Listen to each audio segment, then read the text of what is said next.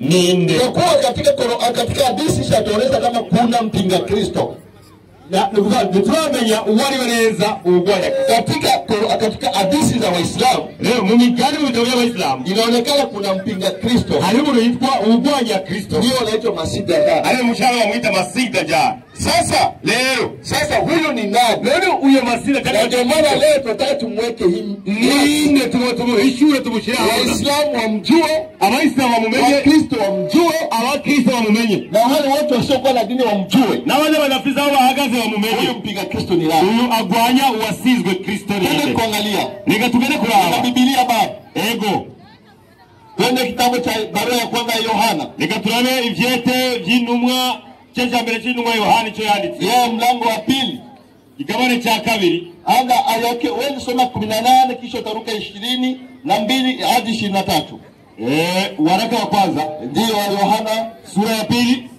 Sura ya 2 ayake 18 baada utaruka 22 Wewe bandika turavuga 18 nasema nini? Turavuga Petero wa mbere 3. Yohana barua ya kwanza ya Yohana 2 ili 18. Maandiko yanasema bana bato ubunigiye ciherezo kandi guko mumvise yuko Antikristo azoza. Hapa Yohana anaandikia watoto wachanga, Alambe mjue kama wakati wa mwisho timumenye yuko mugiye ciherezo yandikira abana Melisia azoza amaze guseruka Antikristo benshi. Kutakuja Antikristo na hivi tayari ashakuja. Antikristo kanumwe amaze kuza. Aliruka 22 ibine kabiri aravuga umubeshi ninde? Ni nani mdanganyifu ataruhakana ko Yesu ari Kristo? Ta kwanza anapiga kama Yesu sio Kristo. Niwe Antikristo. Huyo ni Antikristo. Ahakana data wa twese, anakataa baba wetu, baba yetu wa sisi sote, kisha mwana anakana pia na mwana. Umuntu wese ahakana mwana, mwenye anakana mwana na data wa twese anakana baba yetu na mufise.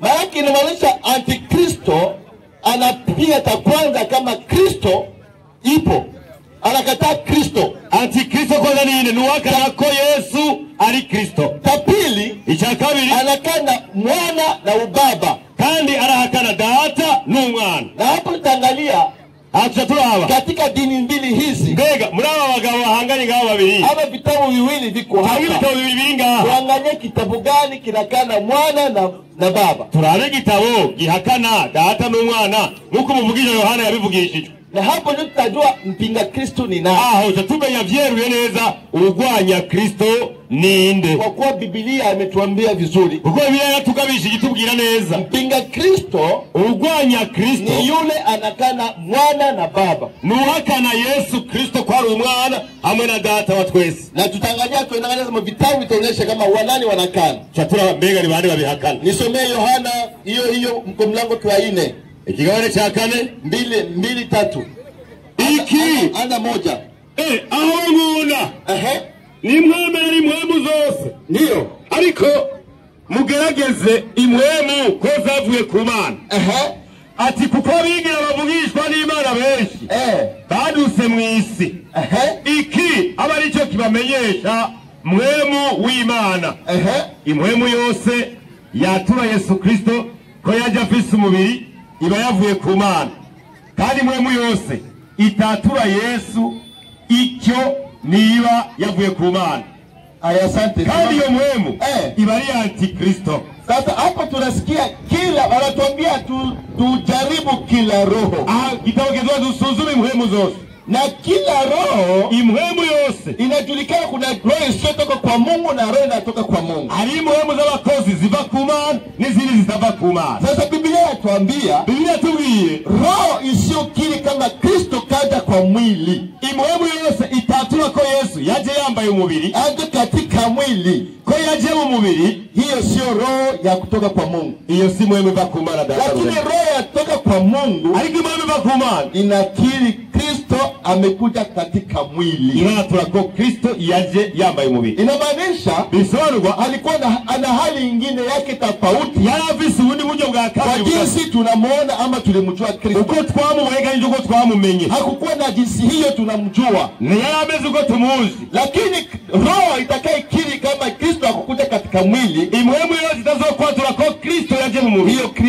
Hiyo roho haitoki kwa Mungu. Hiyo ni mwemu igwanya Kristo. Hapo naonesha madalili za wapinga Kristo. Niko nabeka ibimenyetso bigaragaza abagwarizi ba Kristo. Hata tuangalie sasa. Reka turabe rero. Kwa kuwa Biblia inaonesha vizuri. Inerekana neza. Kwa mfano, akarorero Mathayo 17. Reka turabe muri Mathayo 17. 17:5 mpaka 6. 17:5. Hii ni mfano wa kwanza, tuangalie. Niaonesha mpinga Kristo ni mtu anakana mwana na baba. Twamaze kuvuga ko umugwarizi ari ugwanya umwana na data. Pili, cha kabiri tunaonesha kila roho yenye itapiga kama Kristo akukuja katika mwili, imwemu yasitemera ko Kristo yaje mu mubiri, hiyo ni roho ya mpinga Kristo. Hiyo ni mwemu y'ugwanya Kristo. Inamaanisha Kristo kwa namna yake tunaiona, Kristo mu buryo bwe tubona sio jinsi alivyokuwa. Suko yarameze. Ana hali nyingine. Afise ubundi buryo agaragara kwa jinsi tulimuona. Idasa ngo twamubona. Sasa hiyo roho itakuja na kupinga hiyo. Iyo mwemu izozigwanya iyo. Malaki ni hiyo ni mpinga Kristo. Ni mwemu y'ugwanya. Soma Mathayo 17 mstari wa 5. Yeah. Akivuga hazi igicu kikayangana, ndio kibatera igitutu, ndio kandi ijwi riva mu ijuru riti, ndio nguyu mwana wanje nkunda, akamimbara ni mumwumve. Abigisha babyumvise buba hasi baratinya cyane. Amena. Hapo tunasikia sauti kutoka mbinguni. Aho tubona ijwi ryavuye mu ijuru. Hapo tunaona sauti inatoka mbinguni. Tunaona ijwi riva mu ijuru inashuhudia, rishingirira, ikiambia wanafunzi wa Yesu, ibwira abigisha ba Yesu, kuwa huyu ni mwana wangu mpendwa, huyu ni mwana wanje nkunda. Hii ni ushuhuda mkubwa. Iyi ni ngahi dasanzwe. Tutakuwa sikia atakumva ingine roho itapinga hiyo kama Kristo sio mwana wa Mungu. Unakubiri mwemu izayigwanya ko Kristo ari mwana w'Imana. Hiyo ni roho ya mpinga Kristo. Hiyo ni mwemu y'ugwanya Kristo. Roho itapinga hiyo kusema kama Kristo sio mwana wa Mungu. Hii ile kubanga ko Yesu atari mwana w'Imana. Hii ni roho ya mpinga Kristo. Uragaba iyo ni mwemu y'ugwanya Imana. Yohana 9:35. Yohana kigabane cy'icenda 35. Tuangalie Kristo naye anasema nini? Mbega Kristo nawe ashingira naye gute? 9:35. 9:35 agasubira. Inasema nini? Yesu yumvise ko bamuhinduye, amuhinduye hanze. Aja kumuraba. Aramubaza ati mbega wizera umwana w'Imana? Wasikia? Nawe aramwishyura ati ninde ga mugenzi? Nkamwizera. Yesu aramubwira ati wamubonye kandi niwe muriko muravugana. Aya, tunasikia ati ndizeye mwami, araheza aramupfukamira. Tunasikia Yesu pia na yeye tuma Yesu nawe anajishuhudia, arishingira kama ni mwana wa Mungu. Wewe ubyo ari umwana w'Imana. Yeye anajishuhudia. Ubyo arishingira. Sasa roho itakuja kupinga hiyo. Wewe ndio kuduga ngai hiyo ni roho ya mpinga Kristo. Ni roho ya masina ya antikristo. Unaonesha ushahidi tosha kwa Biblia. Akwekanya abantu muri ngaha ku Biblia ko antikristo muzakumumenya. Tutamjua ni nani namna gani? Mucamumenya uone kwa Qur'an. Reka tubone mu gitabo cyabo bizera. Qur'ani 19 19 19 yes 89 19 89 ya ego sura kigabane cha Maria. Ndio hapo tunaenda tunaangalia zile roho mbili. Kuna roho inasema Kristo ni mwana wa Mungu na Mungu ameshuhudia kama Kristo ni mwana wake, na tutaangalia nyingine roho itakayepinga kama Kristo hawezi kuwa mwana wa Mungu. Hapo tutatizama sasa, kumbe huyu ni mpinga Kristo wenye Biblia imesema dalili zake zilionekana. Ibimenyetso vya Biblia bivuga uza kugwanya ngaje tumenye. 19:92 mara kabiri 89 hadi 92 92 89 hiyo 19 89 89 anonande. Njoo hapa bila shaka mmemleta jambo lichukizalo. Munaleta jambo lichukizalo kabisa. Kabisa zinakaribia mbingu kutatuka. Unasikia hiyo jambo linakuja, hiyo mbingu mbingu zinakaribia kupasuka. Kwa hilo na ardhi kupasuka. Na udongo pia utapasuka pasuka. Na milima kuanguka vipande vipande. Na milima itapasuka na kuanguka kwa sababu ya hiyo jambo tu. Kwa kula kudai kuwa. Kwa kusema mwingi wa rehema ana mtoto. Mwingi wa rehema ana mtoto. Au Mwenyezi Mungu ana mtoto. Au Mwenyezi Mungu ana mtoto. Wala haiwi. Wala haiwi. Kwa ala. Mwingi wa rehema. Kuwa ana mtoto. Unasikia? Ndugu zangu, ukisema tu kama Mungu ana mtoto, inamaanisha mbingu inapasuka, udongo unapasuka, milima inapasuka. Sasa mimi nasema Mungu ana mtoto, tuone sasa yingu. Mbona mbingu itapasuka? Abankorani bati ni wavua kw'Imana ifise umwana. Isi irasatagurika, ijuru risatagurika n'imisozi. Nako tubifuze. Murabona isi isaduka. Nico siki nyoma ceruye. Sasa mimi nasema, narudia tena, jana bisubiyemo kandi Mungu ana mtoto. Imana data wa twese irafise umwana. Na tungalanganye mbingu itapasuka. Turaririye turabe ku isi n'ijuru bisaduka. Ili nduma y'ikinyoma. Sijui, natamani mjue mpinga Kristo ni nani. Tunataka kumenya antikristo tangu ugwani Imana ni. Kwa sababu ya jambo hilo, kweli hiyo jambo, mbingu itapasuka, udongo utapasuka pasuka, na milima itapasuka. Kwa kuwa nasema Mungu ana mwana. Kwa tuba ku Imana ifise umwana. None biraba kuba twabivugiye. Hapo kama tulilimba mashengi. Ndio maana baada leo tunasema Allah na mtume wake ni wapinga Allah ni ndumwa iwe Muhammad. Na watu wagwanyi Imana yo mwijuru. Kwa kuwa maneno Muhammad anasema, uko maneno Muhammad avuga kapewa na Allah. Yeye awe na ali Imana imaka. Ndio hivyo. Sasa asante. Baba 9:30 Qur'an 9:30 surati Toba. Igawa cyo kuyihana hiyo sizwa cha mwezi Ramadhani 30 9:30. Halafu akasubira kuandika. Wanasema nini? Mayahudi wanasema Uzeri ni mwana wa Allah. Na Wakristo wanasema Masihi au Kristo ni mwana wa Mwenyezi Mungu. Kisha haya ndiyo wasemayo kwa vinywa vyao. Ndio wanalahai, wanayaiga maneno ya wale waliokufuru kabla yao. Unasikia? Wanaiga maneno ya wale waliokufuru kabla yao. Allah hawaangamize.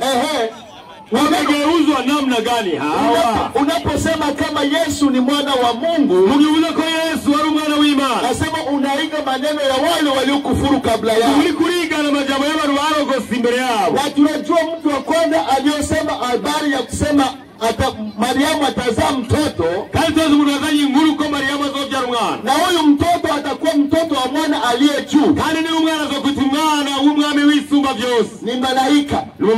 Sasa Allah anasema, yavuze wale wanaosema Wakristo wanasema kama Masihi ni mwana wa Mungu, ati ngo abakristo bakoma si Kristo ari umwana w'Imana. Inamaanisha tunaiga ule mwenye alianza kukufuru. Tungaongo tuwako tuligana uwatangwe kurogota na wale mwenye alianza kukufuru ni Jibril. Kandi uwatangwe kurogota ni Gabriel. Ndio alianza kukufuru. Kuko ni watangwe na sisi tunamuiga Gabriel. Nazo tuliga na Gabriel. Allah anamwambia huyu amekufuru. Allah anatubwira ati murarogose. Mpinga Kristo. Uyu ni ugwanya Kristo.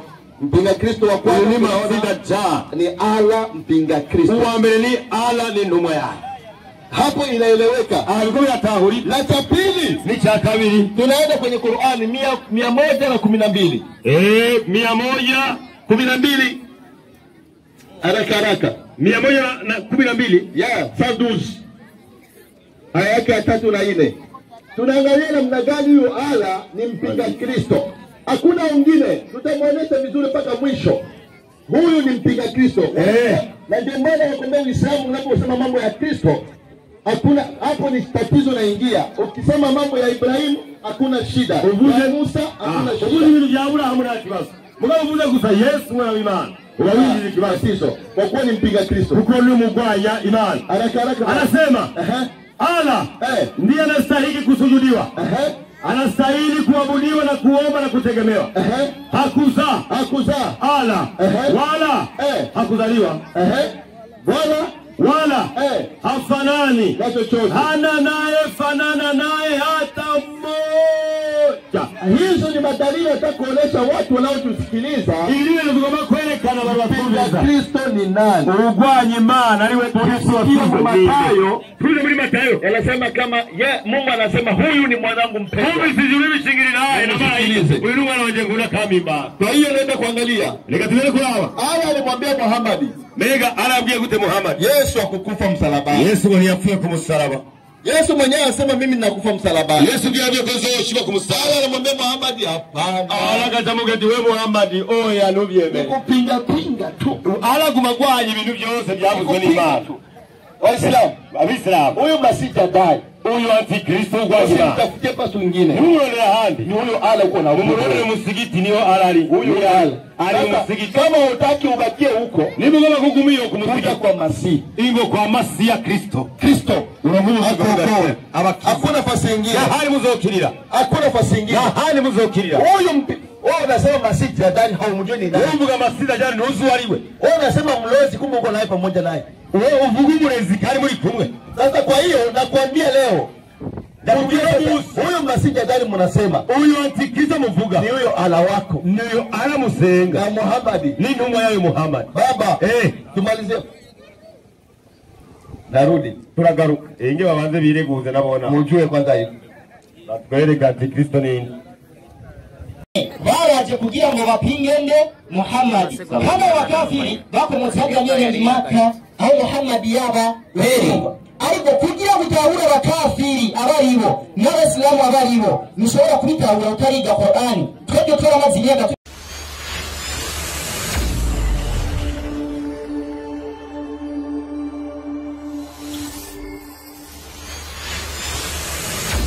Mariza na kuna wengine wenu ni makafiri. Imani wache kuturema ngo bamwe muri mwebwe hari abakafiri na wengine wenu kandi muri mwebwe naremye abandi muri mwebwe ni Waislamu. Bisigura Imana twene turi mu migwi ibi Abayisilamu n'abakafiri. Inge mwiragire abakafiri abari. Abayisilamu turi ngato dozinoki. Abayisilamu watubonye Waislamu takibiri. Allahu akbar. Abanye turi bamwe mu bo Imana yagize gute yaremye. Umukusigaye abakafiri dozinoki. Kafiri Waislamu takibiri. Allahu akbar. Abatara Waislamu dozinoki.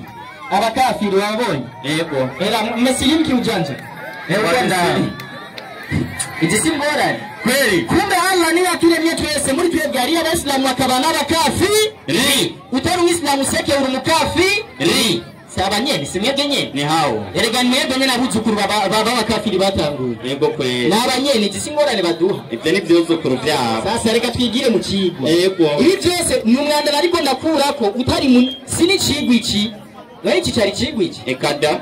Ikiba dufise kandi wenyene bagipanze. Yego. Ngo mbega Muhammad na Allah kwanza ni babajije. Bo bavyemeje. Ngo Muhammad na Allah ngo ni wapinga Kristo. Idisingorane. Twebwe nk'Abayisilamu tuvuga duti Muhammad na Allah ntaho bigeze bapinga Kristo n'umunsi ne. Wanashima ngiyanerekana impamvu Muhammad na Allah batigeze bapinga Kristo, ncenerekana abapinga Kristo abari uno munsi tuvanga twabamenye kabisa. Allah yigeze apinga Kristo kubera ko Allah niwe yatumye nde Yesu. Nako pinga inunga witumiye izo birabaho Abayisilamu akada inyishu ni impossible ku Bayisilamu. Ariko kuraba kubera ko batariga ngo Allah ngo ya Muhammad barapinga Kristo abakubeshe ninde. Umviriza wanashima Allah na Muhammad ntibigeze bapinga Kristo kubera iki? Qur'ani 3:49. Qur'ani 3:49 gerageza uranguke. Na atamfanya mtume kwa wana wa Israeli. Tulia ngo imani waje kuzana Yesu muri Qur'ani Allah atubwira we na Muhammad ngo Yesu niyo mara kuza imani zomugira kuba intumwa ku banya Israeli. Wanashima Allah na Yesu na Muhammad ntibigeze bapingana. Tubaze Yesu mbega Yesu maze kuza nivyo waje kuba intumwa ku banya Israeli. Dusanze Yesu yemeza ko yaje kuba intumwa ku bana Israeli. Bisigura ko Yesu na Allah ntibigeze bapingana n'umunsi ne. Yesu abihakanye dusacha twemera ko Imana yapinze nde Yesu. Ariko naho Allah yigeze apinga nde Yesu. Kubera ko Allah avuga ati Yesu niyaza azomugira intumwa ku banya Israeli. tubaze Yesu mbega nivyo 15:24 Matayo 15:24 ndiyo Yesu arabishura ati sinatumwe ku bandi. Yesu nagira tubwira maze kuza Yesu sinatumwe ku bandi atari ku ntama zazimiye z'inzu ya Isirayeli. Takbir, Allahu akbar. kumbe y'amajambo Allah n'intumwa y'Imana Muhammad batubwira ko Yesu niyaza azoba intumwa ku banya-Isirayeli. Yesu aravyemeje ko niyaza azotumwa ku banya-Isirayeli bisigura ntibigeze bapingana n'umunsi n'umwe. Takbir, Allahu akbar. wowe pinga intumwa wizani Oya nibikunda era ko babiraba Emedi yajerewe raba umutwe era umutwe mu makuru. Emedi nije nitwa Isa kandi ndibaza uranzi si ubwa mbere duhuye gutya. Yego Wanashima naho Yesu igeze apinga Allah. Hari umwe ngayigira ngo yabaye umuyisilamu. So yigira ko yabaye umuyisilamu. Yego Ngira tora Bibiliya y'Icyarabu. Nanze ngasome. Inenge yihana. Niba cyukuri yabaye umuyisilamu genda usome Bibiliya y'Icyarabu. iyindi ngiyi hano. Tugira tunarize Yesu muri Bibiliya y'Icyarabu. Cyane uzenga usobanure cy'Icyarabu ngira nsome. Nsoma muri Luka cyangwa mukomari umwanya sha. Injosa ingo. Wiyemeringa. Ingo. Kwandaro. Ingo. Utubesha abantu ngo nabaye Bibiliya y'Icyarabu. Genda hajusome. Kwa marama Kweli. some iyo nyandiko shana n'ivyatsi ngo abaye umuyisilamu wenda bari ubwisilamu subwo bwamufisi so yanyandikira giriti avuga gute wasalahu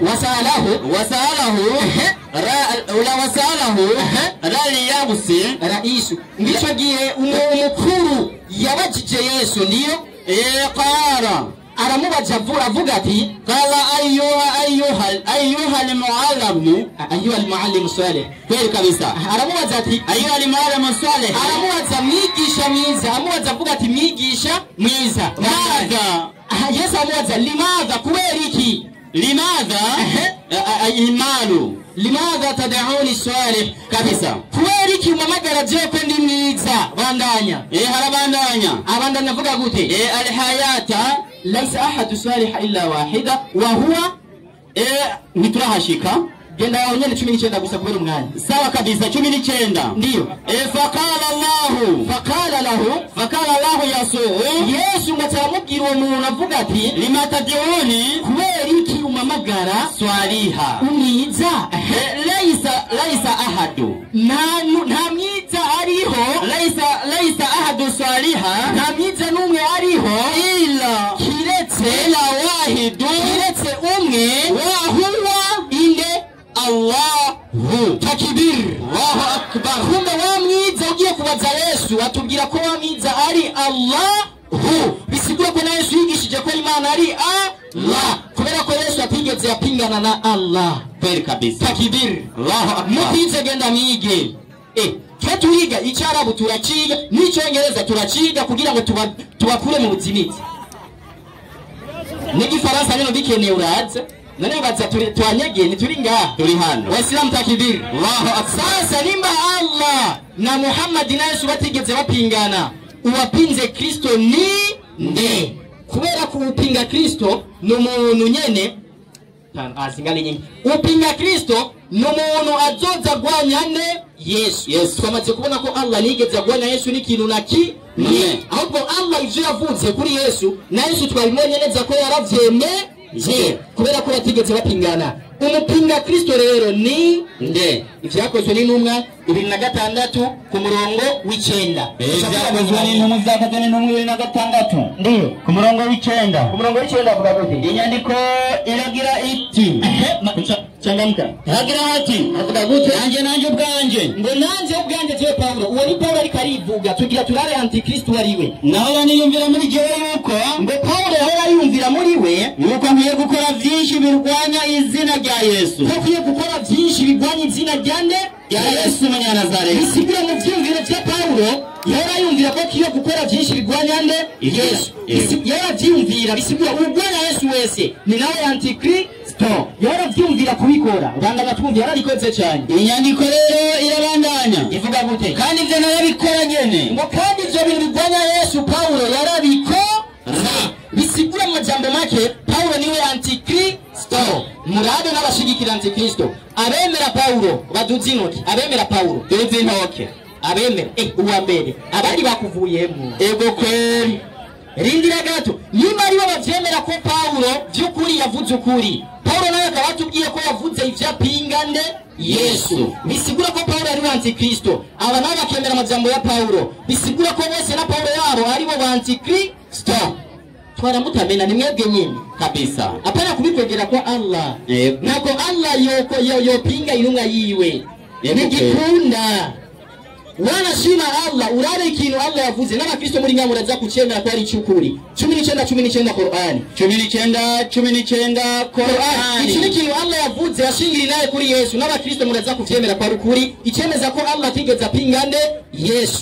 Somiyo nyandiko inasema Bismillahirrahmanirrahim. Hivyo malaika akasema, malaika aramubwira ati hakika mimi ni mjumbe wa Mola wako, mshukuri jewe natumwe n'Imana we Maria ili nikupe mwana mtakatifu kugira ngo ndakubwire kuzovyara umwana w'umwera nda nawe naravyeme.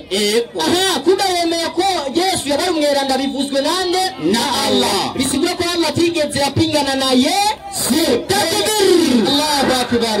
Nawe nyene aravyemeye kweli. Waislamu takbir Allahu akbar. Mbere nimba vyemeye urindiriki kwambara ikanzu ngo nganda gwikanzu wambara ego kweli iti simone gayemi cyo likibaza. Sasa Allah tugira neza ko Yesu yari umwana mwera nda ariko abapinga Kristo ntibashobora kwemera ko Yesu yari umuki yari umweranda. Wanashima abantu bigisha ko Yesu atigeze aba umweranda n'abantu bemera igitabo ca Bibiliya 9:57 Luka abemera Bibiliya duzinoki abemera Bibiliya 9:57 nabo nyene twabonye 9:57 inyandiko iragira iti avuga gute umurongo wa 57 ndiyo bariko baragenda mu nzira umuntu aramubwira ati muri gitabo ca Bibiliya ngo umuntu aramubwira ati ndagukurikira uja hose ngo Yesu ndagukurikira uja hose. Yesu aramubwira maze Yesu aramubwira ati imbwebwe ziri n'imyobo ibiguruka mu kirere biri n'ivyaro ngo n'ibiguruka mu kirere biri n'ivyaro ariko umwana w'umuntu ngo ariko umwana w'umuntu ari we Yesu agira harambika umusaya ngo niyagira nahajya ma. Abakoresha igitabo ca Bibiliya ugiye kubabaza bobo bakubwira ko Yesu atigeze agira nahajya ma. Bisigura umuntu yaguma yerera bamwita gute mu kirundi cyiza mayibobo. Bo bigisha ko Yesu yabaye mayibobo ariko twebwe kubera ko bapinga Kristo nyene ariko twebwe abasilamu Allah gatubwira ko Yesu yari umwana w'umwera nda kubera ko Allah na Rasulu batigeze bapingane Yesu ariko bobo kubera ko bapinga Yesu aribo banti Kristo ugiye kubabaza bavuga ko Yesu yari umuntu yari mayibobo none umuraguma yerera Mwibarabara atagira jambo bamita gute bavuze ko yari n'igisuma mwari n'igisuma tuve muri aho nyene muri Luka 11:37 bamuvuze ko byinshi kubera ko ari mwege nyene mu mupira inyandikira giriti avuga gute akibivuga ngo Yesu akibivuga Umufarisayo aramuhamagara ngo amuzimane. Umufarisayo aramuhamagara ngo amuzimane arinjira aricara ngo ajye Yesu arinjira aricara ngo ajye wa Mufarisayo abibonye ngo wa Mufarisayo abibonye biramutangaza kuko atabanje gukaraba atararya ngo biramutangaza ngo kubera ko Yesu yari yatabanje gukaraba uri kumva ingene bapinga Yesu kandi yari mayibobo kweli umuntu yagatakarabye nyene ndakarabye numva ko ari mwe mupinga Yesu nyene igitabo cy'Imana kirashobora kwigisha ibintu nyinshi. Niyo mpamvu Allah kubera ko atigeze apinga Yesu nuzosanga Allah yigisha ibintu nyivyo ariko ibintu nyivyo ubisanga mu gitabo cy'abapinga Kristo aricyo gitabo cya Bibiliya bakoresha aba batipe nyene ego kweli mukene nyandiko ya tipe no musi ndayibaha kweli kabisa. Salamu alaykum wa alaykum assalam wa rahmatullahi takbir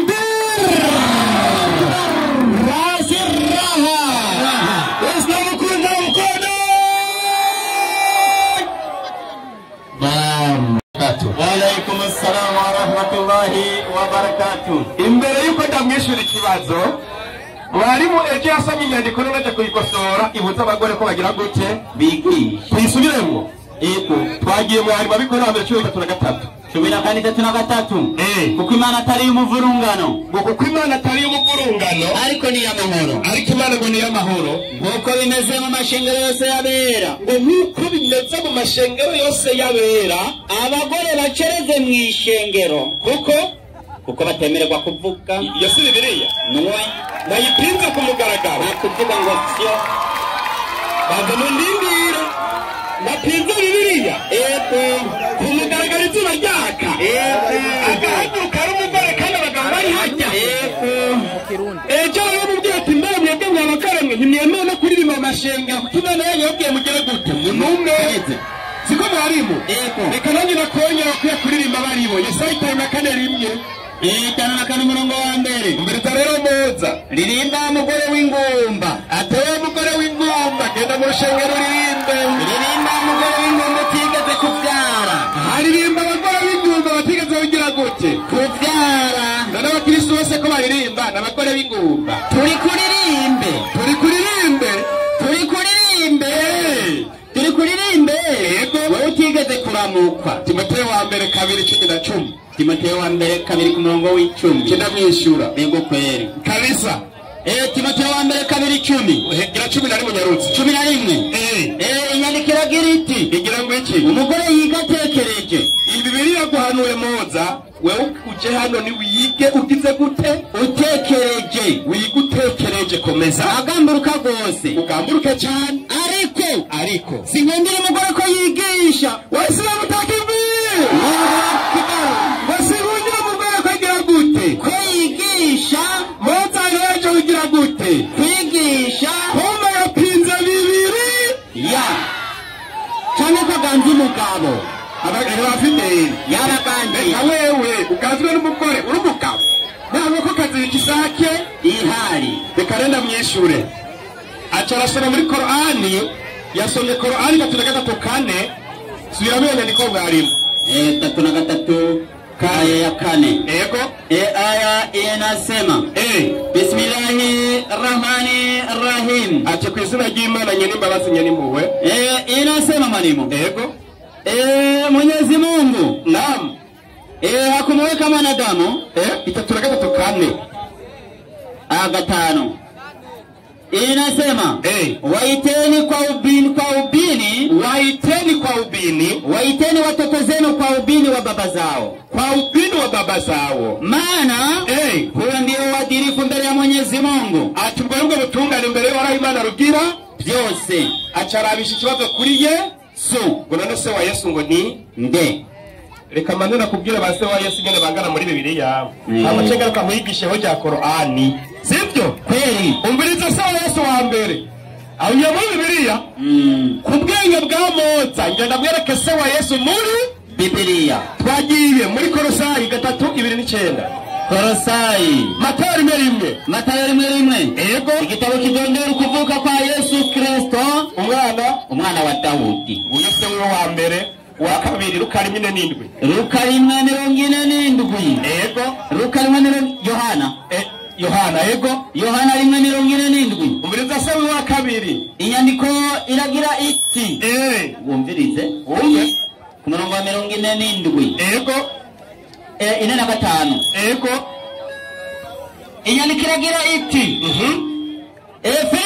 Filipo abona Natanayeli aramubwira ati Mose yanditse mu byagezwe n'abavugishwa n'Imana bakamwandika twamubonye ni Yesu w'i Nazareti mwene Yozefu. Kuri kwemera ko abakristo kumva banyene nibo ba antikristo, kumva ngo Yesu sawa ni Yosefu wamubise. Ariko mvugo ya Bibiliya Qur'ani nayo kiravuga ati muhamagara abana kuri base. Ibyo nibyo atazi. Mu Bayisilamu urashobora kubyara umwana akagira se mukagahamagara ku izina rya nyina iyo ari umwana w'umusambanana. Kweli. Mu Bayisilamu umwana yabyutse muri zina ahamagara ko ari umwana wa nyina ntabwo atorana no kwa se. Kabisa. Siko bibaza Abayisilamu. Niko idini ivuga. Siko idini yigisha. Ikibazo rero wagize ni iki? Hari abantu Imana yaremye mu buryo bungahe? Bune bata kubyagwa. Yaremye mu buryo bune. Nanjye nakubanze. Se wa Eva yitwa nde? Ni Ibininde. Ni waza hano. Mvugo ya Bibiliya. Eva ni nde. Adamu we ni Bini. Adamu nawe ni mwene nde. Ubwuzu bisigure. Kuko n'indemana Imana yaremeye iki? Umuntu. Hariho Adamu yaremwe atagira se na nyina. Hariho Eva yakuye muri Adamu umugabo. Iyo ndemano ya kangahe? Ya kabiri. Ariko Imana yakuye umugore mu mugabo. Yari kunanirwa no gukura Yesu mu mugore. Ekada. Yesu rero cyava mu mugore kujya Eva yavuye muri Adamu. Izo ndemano mutazi mwebwe. Na Melkisedeki ntagira se na nyina. Uyo nawe ucumuha ko ari Bininde. Baracanganyikiwe. Baracanganyikiwe. Imana rero ikiduha itegeko twebwe abana b'abantu nitwabyara abana tubitirire base kuko izi Imana izi ko twe tutazorema tuzobyara ko habaye umugabo n'umuki n'umugore. Niho Imana yakizana iryo tegeko yuko abana bazovuka uko bazoca bahamagara kuri base kuko Imana yari izi batawundi bunazoha mu bundi buryo. Yesu nawe Imana wenyine niwe yamwihamagariye imyita bini mte 3:45 3:45 inasema naam, kumbukeni waliposema malaika ewe Mariamu, Mwenyezi Mungu anakupa habari njema. Imana yaguhaye inkuru nziza za kumzaa mtoto bila mume, zo kubyara umera kubera wa undi se atabonetse. Imana ikivuga gute ati wabyaye umwana utagira kabo dore mbata kumita bini ndeka atagira se bali kwa kutamkwa neno tulitokalo kwake na kukwambia za ukazaa pasina kuingiliwa. Jina lake, izina ry'uwo mwana, jina lake ni Mesia Isa Yesu bini mwene Mariamu. Imana rugira byose ni imwisa ko ari mwene Maria. Imana ikirara zitegeka abantu timugabo mwebwe abantu muzora mwita abana banyu kuri ba se bahindura iki. Hari itegeko Imana yonyine itanga ubwayo umwana w'umuntu adashoboye kuvuga.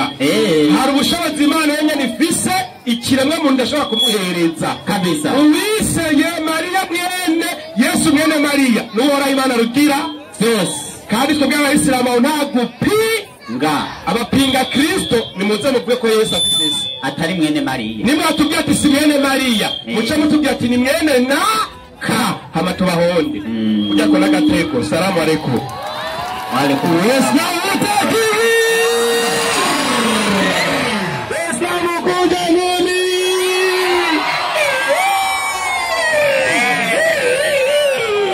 imani mwirutende hama mvuga amajambo basubiremo. Tuzi urutoke rw'iburyo tuzi ukuboko kw'iburyo ngiye kuvuga amajambo musubiremo. Mujye musubiramo amajambo avuga ashhadu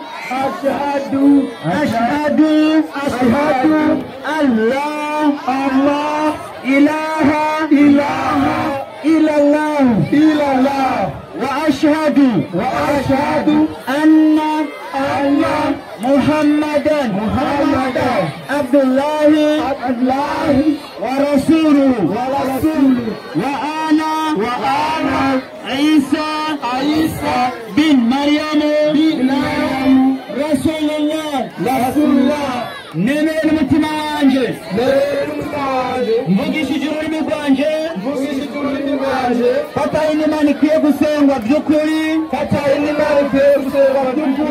uretse Imana imwe rudende yemangana umutima wanje mvugishije ururimi rwanje ko Muhammadi ari intumwa y'Imana akaba n'umushumba wayo na Yesu mwene Maria ni intumwa y'Imana akaba n'umushumba wayo. Rero turabaye Abayisilamu.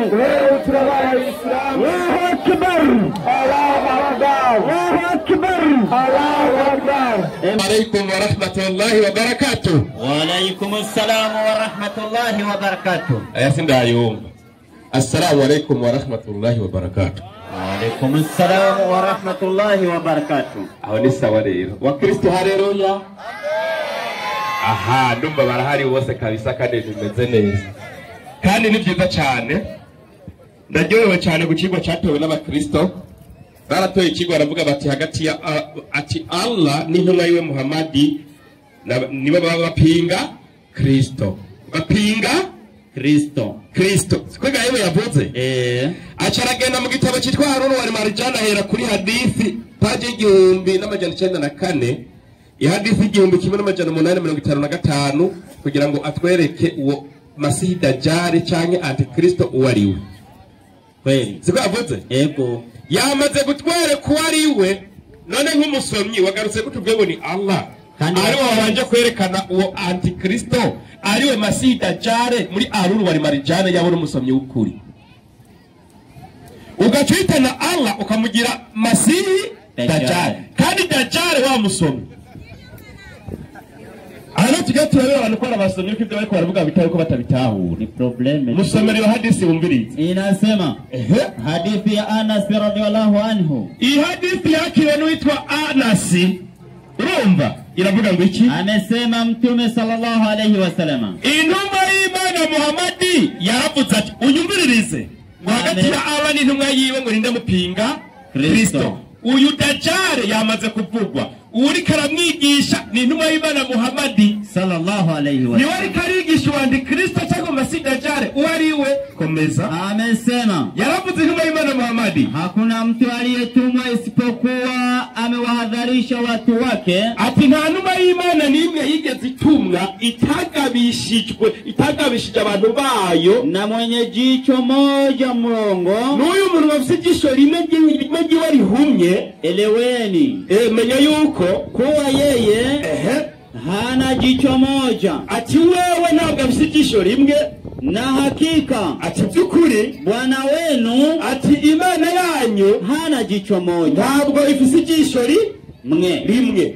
Yego kuko Masihi Dajjal tuzarabona komera ko bitangaza bikomeye. Aha ni ibintu abantu mukuzimiza abantu. Komeza.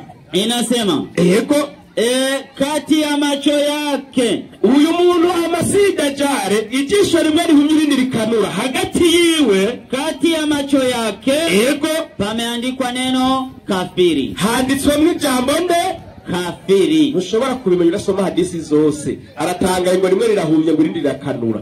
Mbega nabikuye he? Aho nyene muri Arur wal Marjan paji ya 34. Inasema ihadithi ijana na gatanu. Wowe uragenda ugatereka hadisi kamuga gasoma nabi ukavuga ngo wamenye ibyo Abisilamu. Hadithi ya Abbas ibn hadithi naam ya Ibn Abbas radhiyallahu anhu. Ati huko byakiriwe na Abbas kutoka kwa Mujahidi. Yego amesema yaravuze ati tulikuwa kwa Ibn Abbas radhiyallahu anhu. Ati twari kumusangiranya n'intumwa y'Imana Muhammad ibn Abbas. Watu wakamkumbuka Dajjal. Abantu bibuka umwe Dajjal ariwe Antikristo. Naye akatuambia na waratubwira ati kati ya macho yake hagati y'amaso yiwe uyu Antikristo ariwe Dajjal pameandikwa neno, handitswemo ijambo kafiri. Niwe kafiri. Ruwapinga iki? Ni kwa ndugu yako.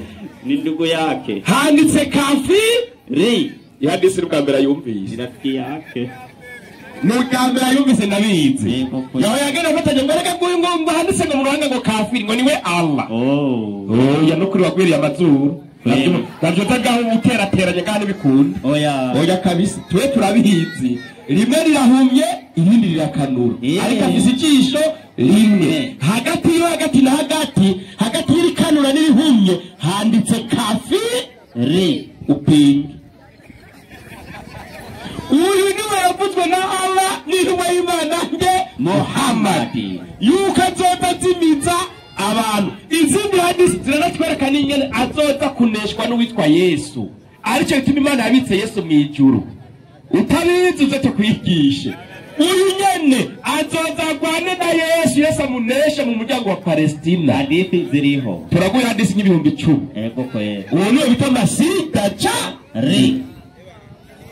acaraza rero mwarimu aza guterateranya utuntu murongo twari agenda muri Yohana wa mbere 2:18 usome Yohana wa mbere 2:18 Yohana wa mbere 2:18 ego 2:18 yewe nca mu nyandiko yatanze inyandiko iragira iti musorizi yatanze zose ego Yohana wa mbere 2:18 bana bato ati bana bato ubu ni igihe cy'iherezo ngo ubu ni igihe cy'iherezo kandi nkuko mwumvise yuko ego Antikristo azoza ngo nkuko mwumvise ko Antikristo azoza ego n'ubu hamaze guseruka ba Antikristo benshi ngo n'ubu hamaze guseruka ba Antikristo benshi Abayisilamu ndababereke ego ndababereke bahe 2:4 Matayo 2:4 Matayo inyandikira giriti ego tukwazo kwaduka bigira Kristo aba ni babera Kristo ego kweri abasiba bigize aba Kristo ego nibadutse aba Kristo duzi ntoki abigize aba Kristo muduzi ntoki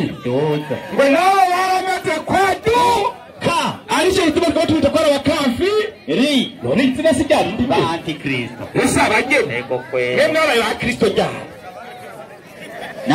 iyo abaye benshi bitwa ba kristo ngo kandi ngo ba antikristo ngo baramaze kwaduka yesu ati nababwiye bitaraza bazoza bigira kristo bakora ibitangaza byinshi n'ibimenyetso kugira ngo bazimize n'abatoranijwe n'ibyashoboka baramaze gukora umusiramu akora ibitangaza mu izina rya yesu wapi si mwebwe nabo ego kwe sirajya nyene mwarimu Yohana wa mbere nyene yahamaze hakuna kuangalia yaciye asimbira 2:2 agira hati ngwiki umubeshi ninde ataruhakana Yesu ari Kristo umubeshi ninde ngo atari wawe unakana ko Yesu ari Kristo siko yavuze yego reka nabere kuhakanye wa mbere yego bagiye hariya nyene mwarimu muri Matayo 16:20 Matayo 16:20 higa hiyo uno muzi yego ari kintu kimwe ntavuze mwarufukuye kigiye gukoreka soma mwarimu kabarurabe muri bo barufukuye twirire umunyenga inyandiko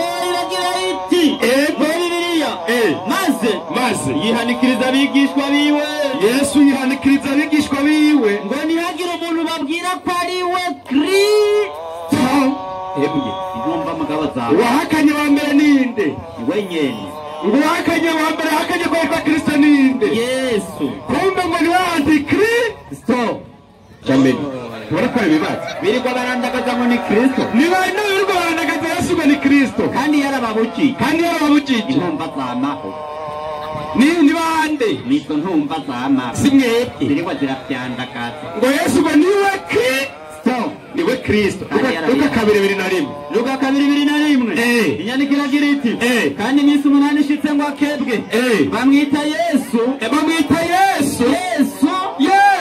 izina ryavugwa n'umumarayika atarasamwa inda iyo umumarayika abwiye Mariya gudusama inda ubyarwa na Mungu witwa Yesu Kristo atari urusaku rwayo atari urusaku bagiye murasakuza gusa Imana niyo mvuze ko zitwa Yesu ni inama utaziriye Kristo lakini nuhaguruka ukaza hano umbari umuntu wa mbere kwita Yesu ko ari Kristo ko Yesu bwe wahejeje kubihakana ko Yesu yabihakaye ati ndabahiye imuzoze muravuga ko jewe ndiwe Kristo muzosubire kunduka uko ndi Kristo nawe ngo iki ushira soni bwanyu muza murantuka ngo ndi Kristo acagenda muri Yohana wa mbere 4:1 Yohana wa mbere 4:1 atubwire ko Yohana wa mbere 4:1 kane ku murongo wa mbere inyandiko iragira iti abo nkunda nimwemere impwemu zose ngo nimwemere impwemu zose ariko mugerageze impwemu ko zavuye ku Mana ngo muce mugerageza izo mpwemu muziraba ko zavuye kuki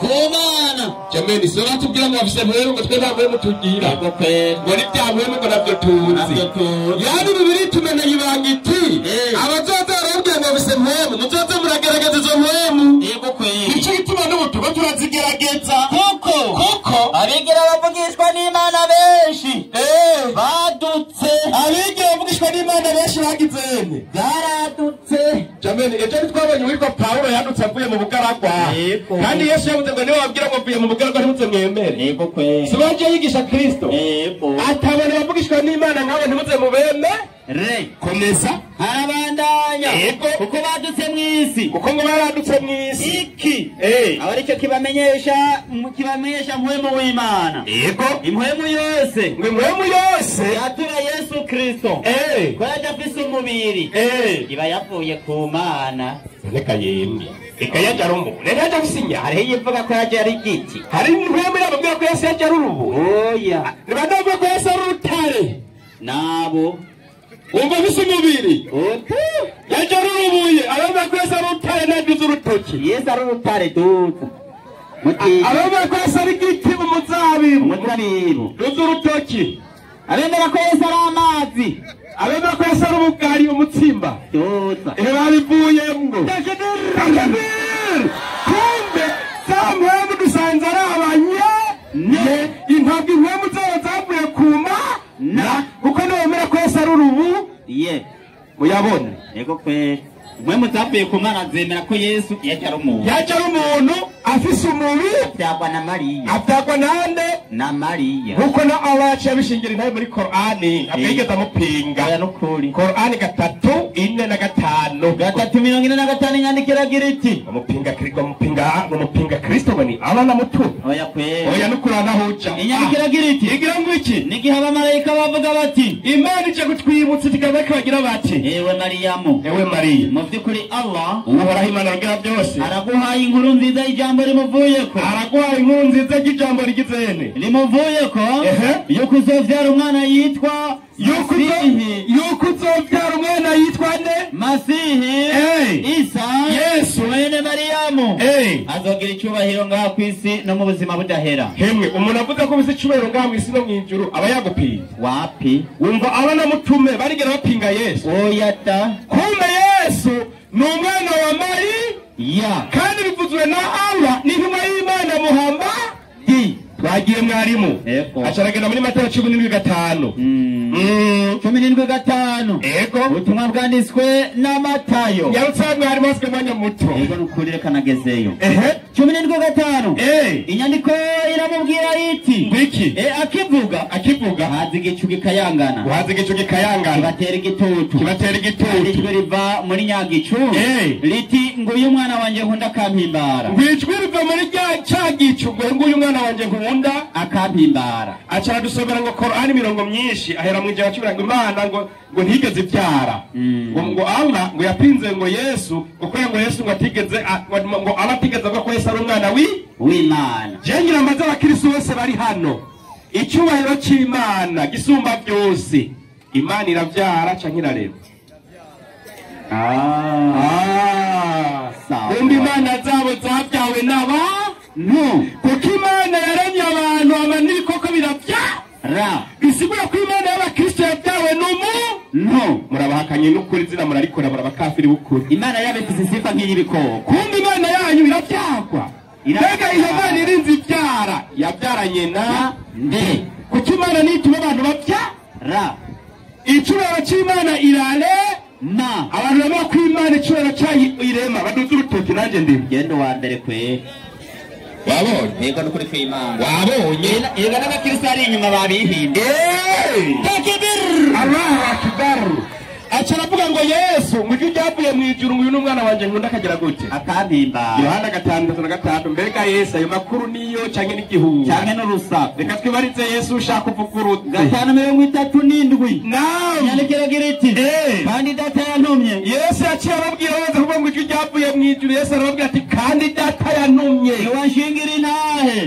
umwe bamuvyaye oya ngo kandi data yambyaye ekada ati we data wenyene yantumye Yesu takbir Allahu akbar abakristo bose baremeye ko Yesu ari intumwa y'Imana Imana ishimwe komeze kandi data yantumye niwashingira intahe yantumye niwashingira intahe ntaho murumva ijwi ryiwe ngo twingo ryavuye he ngo mwijuru uyu n'umwana wanje nkunda akagera gute wakampimbara Yesu nabati naho muri gera mwumva ijwi ry'iki ry'Imana hagati y'abakristo na Yesu twemerere nde nemera Yesu twemera Yesu abo babeshije no muze murabesha ijwi ry'Imana ryavuye mu ijuru oya Yesu avuga ati ntajye mwigeze mwumva reka kubera bene twumviriza urusaku rw'abantu komeza twumva ibya Yesu twumviriza ibya Yesu cyuko zinduru zanyu kandi murabona ishusho yiwe ntibamara tubwira ngo yaje n'ishusho y'inuma Yesu ati ibyo by'amashusho ntibyigeze bibaho nta nijwi mwumvise reka guswaganya mwababeshi ngo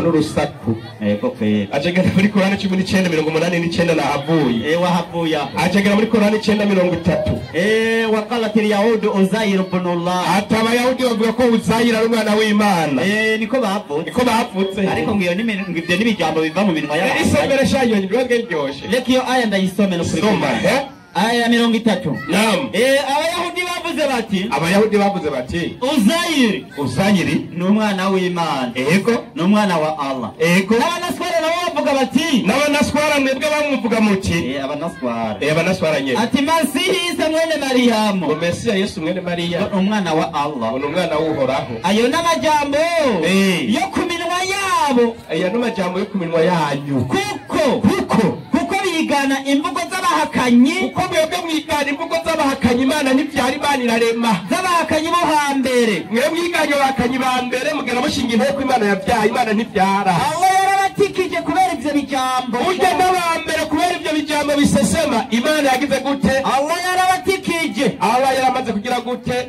yarabatikije acagoma ngaza aravyina mwarimu yasomye umurongo aravuga yuko ngo tuvuze yuko Imana ivyara ayo usoma muri Qur'an ngo isi n'ijuru yakwa kugira gute ngo gutabagurika acarabesha ngo kitaragira gute ngo kitaratabagurika siko avuze yego aya ntiyigeze yitahura yisubiremmo Isubiremo 19:89 kwizina ry'Imana nyene imbabazi nyene impuhwe ego aya ivuga iti havuzwe ivyo amajuru ahakwa gusadagurika ahakwa mbingu zinakaribia kutatuka zinatatuka zinakaribia isi n'ijuru yakwa kugira gute bihakwa gutabagurika rero bihakwa umwe bitabagurika ekada Eho bamusoma ibintu mutahura mwumva yaciye yigamba ngo ndabivuze ngo ndabivuze reka nibicabiba bihakwa aha n'ubu nyagora bihakwa yani n'ijambo rusesama icyo tubona bakera Imana yagize gute yabahanye kubera iki kuvuga ko Imana ivyara habyara ibiremwa by'iki Imana irarema ngo urabona ngo Allah ngo niyemera ko Yesu yapfuye ngo ariko ngo mugabo ngira abagore babo bagabo bahora bahurira muri maternité n'Imana yawe kuvyara birashoboka bahora bahurira yego kwe ubu kweri beba murasuzuguye Imana murebeze nyere ko Imana ishobora kuvyara Imana yanyu yavyariye muri Kira Hospital tujye kugira abatuyiba oya yavyariye muhira yakiriwe n'ababita abakiri cyane waremesha kiyago navyo iyo Mana rero mwebwe muze muyisenge mwenyene nashi iyo diri muyikine mwe Imana ivyara y'abayisilamu natwemerije gusenga iyo nanjye sindiko iyo muyisenge mwenyene twebwe dusenga Imana bita rurema mushobora byose tabyatwa yayindi yakurema weka kuremera mu nda kwa mama yawe kandi bapfa kuyipinga igana Bibiliya yemeza kwiremba mbebasha dogiteri yafyaje Imana bamwe 4:24 Yesaya 4:24 Yesaya erega n'abapinga Bibiliya babizi neza ko Imana itabyara ahubwo iremba yego kwe ariko abagabo bose kwatabizi barabizi gusa nibaga bazojana nabo mu muri yego ariko bwe murantwe mugabo no musi barambwira dogiteri yafyaje Imana baramufise birashoboka 4:24 usanga bayigiriye Cesariyene kuniko waragize uyu nuhoragira byivugire si Matayo si Luka si Yesu ukuniko waragize umucunguzi wawe uwakubumvye uhereye ukiri mu nda kwa nyoko wumva ari wakuvyaye oya si wakuvyaye kwe uwakubumvye Imana irarema mureke gusuzugura Imana ego kwe uwakubumvye uhereye ukiri mu nda waza ko batabizi barabizi mugabo bavuga ko ivyara mu ko Yesu ari wa mwana w'iki idiri yo bipfuye yo kabaka nyuma Yesu ari umwana w'Imana biziga ko Imana y'abakristo ni Mariya isi sawa nimba Yesu ari umwana w'Imana mutoze musenga Mariya kuko ari wamuvyara kumbe yadiriye kuvuga ngo turakwambaza Mariya niyo mpamvu wabuze ngo sidiri niko ariyo Mana yanyu niyo Mana yanyu areka mwari bazora basenga twizina rya data n'irya mwana n'irya nyina wayo n'irya Mariya turabe yego nukuri enga barya bahangayitse ko muhangayika guma hamwe yasha mwabivugiriye nimwemere musenga Imana yaremye ibintu byose nico ituma Qur'ani yacibwa ati hariya tikuru wallahu ahad Allahu samad lam yalid wa lam yulad wa lam yakul lahu kufuwan ahad Imana ntiyabyaye kandi Imana nta kintu na kimwe isa nacyo nawe wayisomye Imana ivuze ngo ufise ukuboko si uko kwiwawe aho n'imbwa iragufise n'impeni irafise ukuboko cyangwa ukuguru nyimba Imana ifise amaso sayo yawe biratandukanye cyane hari byo utahura ariko nabwo bisa n'ikintu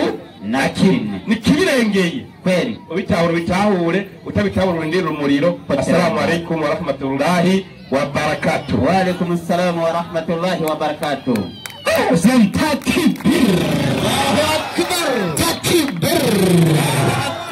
Bakugi umunsi mana hacho wambaye ukaza wambaye ibikumbi cyangwa bapamira dafashe mana urana kaga sikiwa twabajije tweko Allah na Muhammad tuliwaambia Allah na Muhammad ni wapinga Kristo. Wewe twaje tuvyemeza ko aribo bagwanya Kristo.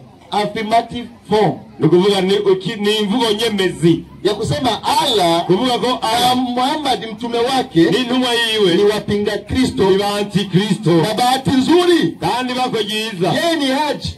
We ni Haji. Ashaenda kuile jiwe jeusi. Amaze gora kwibuye girabura Haji answa. Ashaenda huko. Yaragiyeyo. Akupinga ni abigwanisha. Kama Allah si mpinga Kristo. Ko Allah tarugwanya Kristo. Aligusa ya mwana hapa. None yavuze iby'umwana.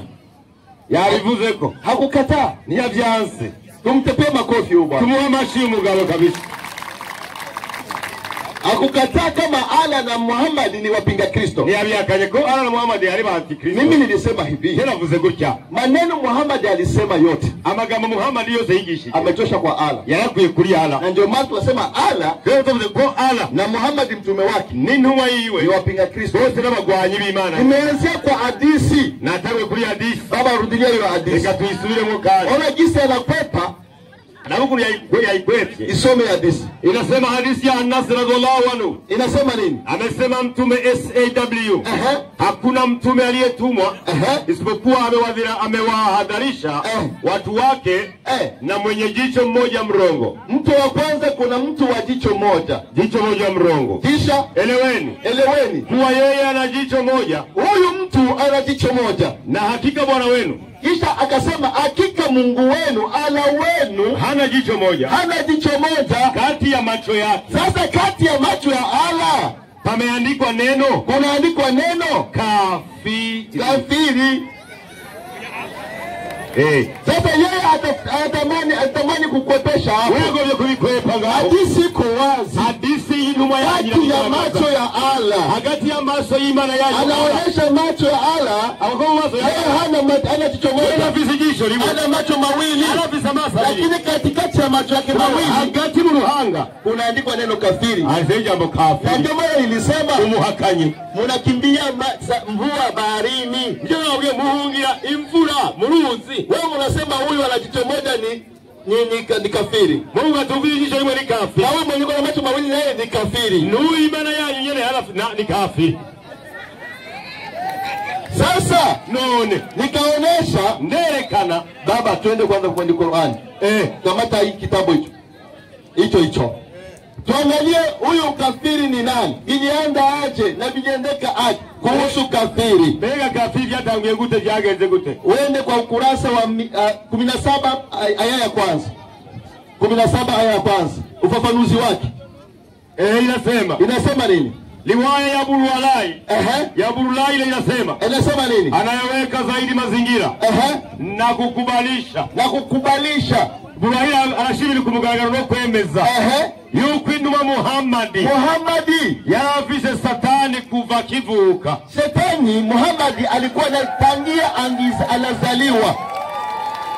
Kwa sababu gani?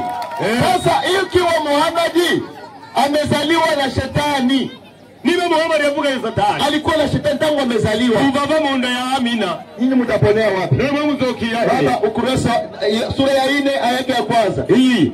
Hiyo. Natia kakatasi hapo. Kamba iko hapo kwenye kamba. Sura ya 4 mstari wa kwanza ufafanuzi nasema nini? Inasema mtume Ezebu alisema karibu na mimbari. Mtume wa nani? Mtume wa Allah. Mtume wa Allah Muhammadi alitoka nyumbani mwa mwana Aisha. Kisha akasema nini? Mwanzo inago y'ubupagani no kutemera Imana. Buzotangura ngaha. Ari nguvu za satani. Zizova mu nzu ya Aisha. Huyo Aisha ni mke wa Muhammadi. Huyo Aisha ni mke wa Muhammadi. Kisha Muhammad akasema, Muhammad ugarivugira kwa jinsi nilizaliwa na shetani. Akwenda vuga ni satani muri. Sasa nguvu za upagani, imbaraga zo kugwanya Imana, nguvu za upagani, ingomezi zo upagani, nguvu za upinga Kristo, ingomezi zo kugwanya Kristo zitaanzia hapa ndani ya nyumba ya Aisha. Tangura mu nzu y'umugore wanje Aisha. Wewe unaona ni msiba huu? Ukafiri. Sasa nyinyi Waislamu mnachunga nini huko? Wewe Waislamu nini iko kuri hiyo kwa Kristo? Nimuze kuri Kristo. Sasa aende haraka. Ndio tugeze kuaduka. Amesema hivi. Yavuze kuja. Amesema Biblia 24 Mathayo. Yavuze muri Biblia 24. Hii ni maneno amesema. Ana majambo yavuze. Kisha amepinda ndimi hapa. Yagoretse kuringa. Biblia inasema abigira Kristo. Abigira Kristo saba Kristo. Saba Kristo abigira Kristo abakikora mafotokopi. Bigira abachunguzi. Soma hiyo sasa. Kuko hazo kwaduka. Abigira Kristo aba Kristo. Endelea. Abigira Kristo. Akasema sisi, asema haya si ndio wa Kristo wanajiita wa Kristo. Endelea. Hamwe n'abigira bavugishwa n'Imana. Sasa hao ni wanani sasa? Ndio wana. Hao wanajifanya Muhammad amekuja mbele ya Yesu, amekuja nyuma ya Yesu. Muhammad yaje nyuma ya Yesu mbele hiyo. Ishura. Ona kisala mtizamo. Kuna Sasa Muhammad alikuja mbele ya Kristo ama baada ya Kristo? Muhammad yaje mbele ya Kristo tangu nyuma ya Kristo. Ina maana nyuma ya Kristo. Nyuma ya Kristo. Lakini huyu anasemeka hapo. Huyu avuga kama mvugisha wiki nyuma. Unasikia? Endelea sasa. Endelea. Tuanaje? Harabu anasubira. Bakora ibimenyetso bihambaye. Nibitangaza. Kugira ngo bazimize. Ndio. N'abatoranijwe. Nivyashoboka. Sasa hapo ni Muhammad. Ukiendelea hapo unasema anatoka wapi? Watafika anatoka jangwani na Muhammad anatoka jangwani, kisha anasema ni Paulo. Sasa baba amesoma kitabu cha Mathayo 16. Akamsema hivi, soma hiyo Mathayo 16. Mathayo leo turabe ameanza 20. 20. Leo Waislamu. Huyu ala mnapika maraka ya kwanza na pili. Sasa ala mkubita maraka ni ya pili, raka ya 4. Huyu ni mpinga Kristo. Huyu ni umugwanyi wa Kristo. Kwanza, kwa nini waseme masida dai? Kwa nini? Kweli wamevuga masida jana. Kwa nini mseme mpinga Kristo? Kweli mtavuga mpinga. Kwa nini asikwe mpinga ala? Kweli tawo mugwanya ala. Kristo ni nani? Ndio Kristo ni inde. Ni nani? Nyene. Kwa nini hawa mpiga? Na mwalimu alifundisha, yarigishi. Asema huyu atakuwa kupiga Kristo, atuweza kuicha masida jana. Kristo atakuja kumshinda. Hadi ni Kristo Yesu giwe. Haleluya. Waislamu. Mwenye atakuwa shinda huyu masida jana ni Kristo peke yake. Uzo kumwicha masida jana ni Kristo giwe. Numuvugisha wewe w'ikinyoma. Njooni kwa Kristo. Baba soma Mathayo 16. Maze 20. 20. Ati maze yihakaniriza abigishwa biwe ntiyagire umuntu babwira ko ari we Kristo. Ni Yesu amesema hivi, usiambie mtu kama ni mimi Kristo. Kwa sababu gani? Kama 16 nasema nini? 16. Simoni Petro amwishura. Simoni Petro akamuuliza, ukisoma juu Yesu aliuliza, nyinyi uko wewe mugira ngo ndiinde. Huko nje wananiita mimi ni nani? Je ndiinde. Watu wanasema mimi ni nani? Baba banguri Elia. Kisha Yesu akawauliza, na nyinyi muone mnaniita mimi ni nani? Tuanze na baba Isa bali nga bavuga Yesu bali. Na nyinyi mnaita Yesu ni nani? Abaisilamu Yesu ni inde. Endelea baba. Kisha Petro akajibu nini? Mbele wishura. Jibu, aturi Kristo, uri Kristo, umwana w'Imana. Umwana w'Imana. Zima. Unasikia? Lakini Waislamu wanakataa kama Kristo mtoto wa Mungu. Amen. Yesu kwa Kristo mwana wa Mungu kama mako hejuru. Haleluya. Kristo wamoje. Wao wanapiga kama Yesu sio mwana wa Mungu mikono. Kama Yesu kama mwana wa Mungu kama mako hejuru. Wapinga Kristo hawa.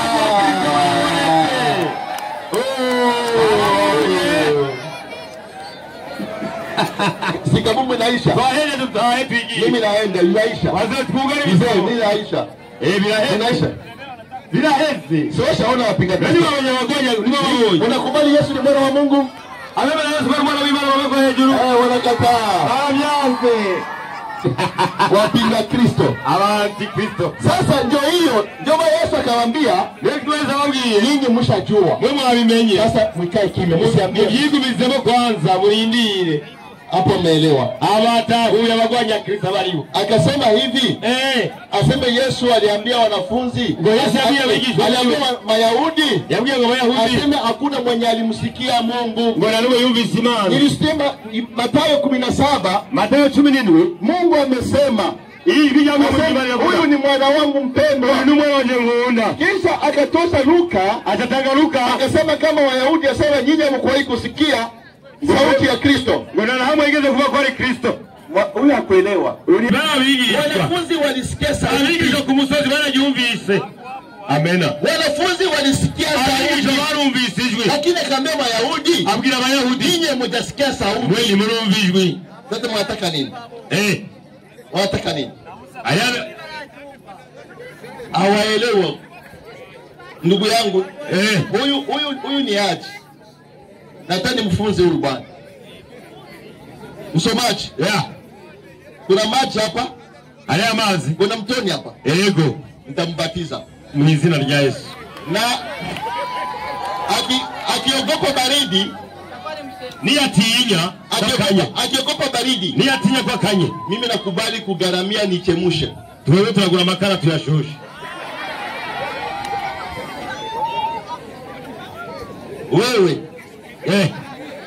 ndabadize wewe.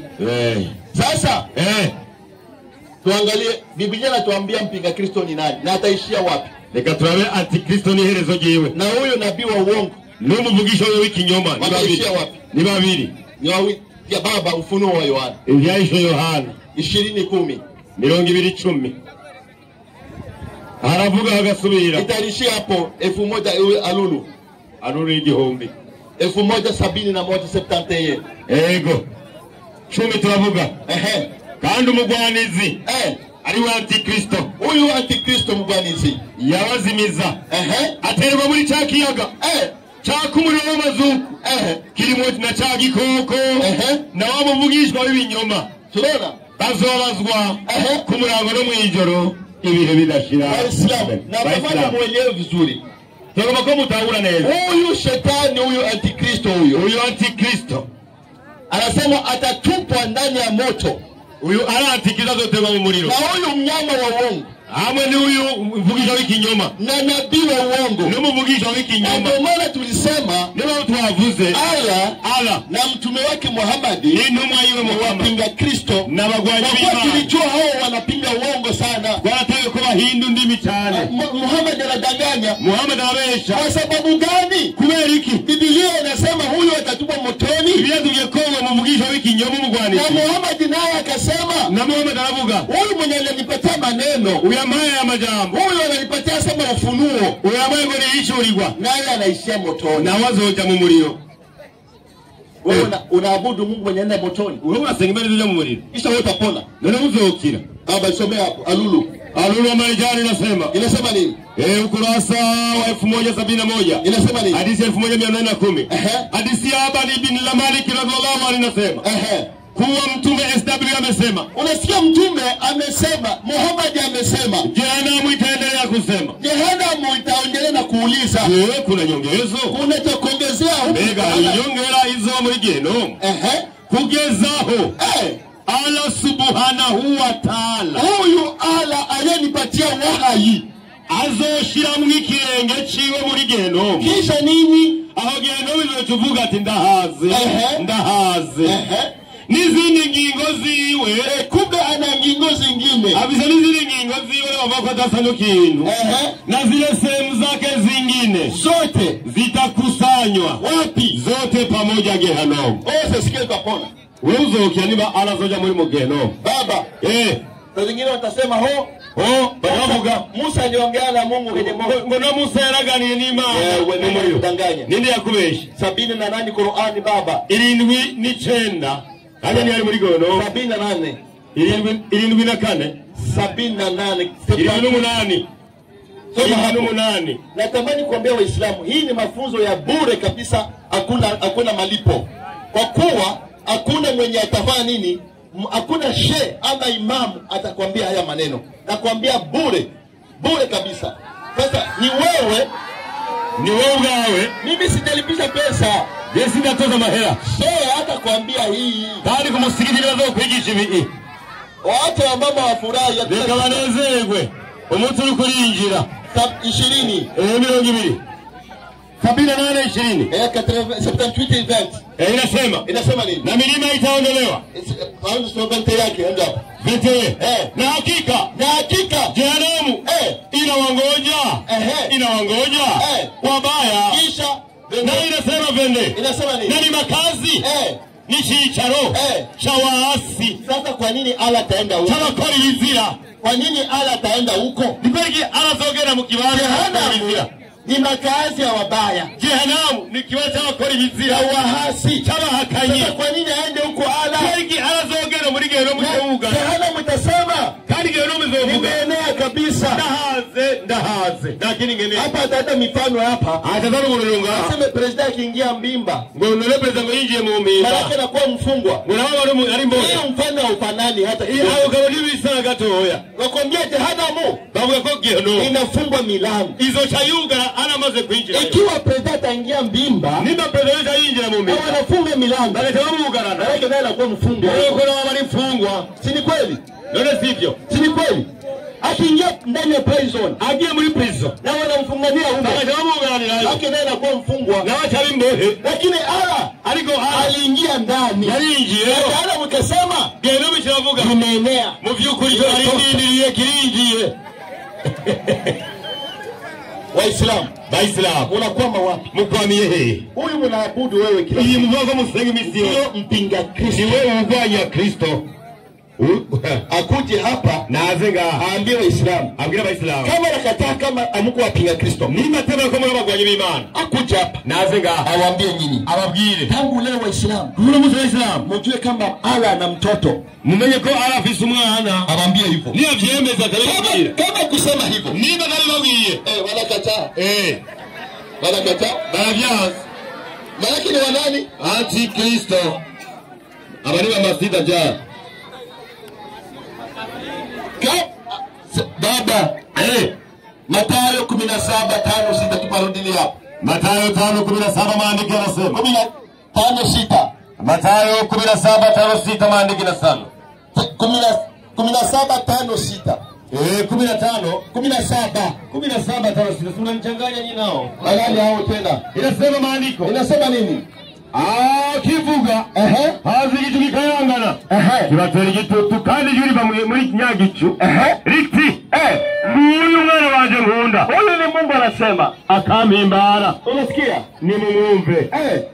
Sasa kama mnakataa, nyinyi msio wapinga Kristo, mwalimu akuti hapa nimemtana kwa mwana kwa ajili ya akubaliane na hii aya. Aze yemera yenuwe murongo kwimana bakubisa umwana.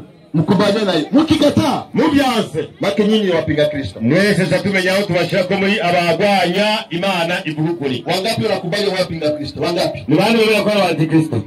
Naona nitabatiza wengi leo. Unomuzi ndabatiza benshi. Wangapi? Bangahe? Nitabatiza wengi. Wachungaji wenyewe kwa hapa wasubiri kazi. Abongere bari gabaye kuri igikorwa kazi ya kubatiza, igwa cyo kubatiza. Sasa mtu mkatae, muze mwange. Kama unasema kweli nyinyi si wapinga Kristo, ndio mgomo mtawala mkurikira antikristo, mliambatana na Allah na Muhammadi, mkewe na Allah na Muhammadi, nyinyi mpinge hayo. Muze mugwanye byo. Mkubali kama Yesu ni mwana wa Mungu. Mwemere Allah na Muhammad bavyemeze kwa Yesu ni mwana wa Imana. Kwa kuwa Biblia iko wazi. Biblia yavyemeza na kuonyesha kama mpinga Kristo anataka antikristo anahakana ko umwana na data. Hapo hakuna ya kukataa. Anacho kuhakana. Baba, tumalizie tuandiko tena hapa. Kuna mambo mengine hapa nisema hapa. Hapa nisema. Amesema kuhusu Maria. Aseme Isa ni mtoto wa Maria. Baba, soma Qur'ani 33. Qur'ani 33. Waislamu tangu leo msiite Maria mtoto Yesu, msimuite mtoto wa Maria. Waislamu kuvuno musi nimuze guhamagara Maria kwa umwana Yesu kwa umwana wa Maria. Aseme Isa bin Maryam tangu leo muache. Qur'ani nakataa. Qur'ani yabibabuza 33:5-4-5. Waiteni waubini hata ine Mwenyezi Mungu Allah hakumwekea mwanadamu nyayo mbili kifuani mwake, ndio wala hakuwafanya wake zenu mlio walinganisha migongo yao na migongo ya mama zenu kabisa kuwa mama zenu, ndio wala hakuwafanya watoto wenu hakuwafanya watoto wenu hakuwapanga kuwa wana wenu hasa. Ndio haya ni maneno yenu ya vinywa vyetu. Ndio. Allah ndiye anayesema kweli. Ndio. Kama nakubali Allah ni Mungu. Kama mnakubali Allah ni msema kweli. Kama nakubali Allah ni msema kweli. Naye huongea njia ya uongofu. Ndio. Tano. Waiteni watoto zenu. Watoto kwa ubini wa baba zao. Waiteni watoto kwa ubini wa baba zao. Maana huo ndio uadilifu. Huo ndio uadilifu mbele ya Mwenyezi Mungu. Mbele ya Mwenyezi Mungu. Sasa kwa nini mumuite Isa bin Maryam kwa ubaba? Na Qur'ani nakataa. Qur'ani inafunza kuhamagara mwana. Usiite mtoto kwa ubini ya mama yake. Muhamagara mwana. Elewa hapo. Kama mjue baba yake. Qur'ani nasema kama ujue baba yake ni mutazi sewiwe. Mwite rafiki, muhamagare ndugu nshuti ama ndugu katika dini. Kama muhamagare nshuti muidini. Wewe walikupatia benzi kidogo ndio mama ananyang'anya muda. Haleluya. Amen. Ana bacu twe tubyara nimbo dukwiye guhamagara ku mazina yacu. None nitwe twabyaye Yesu.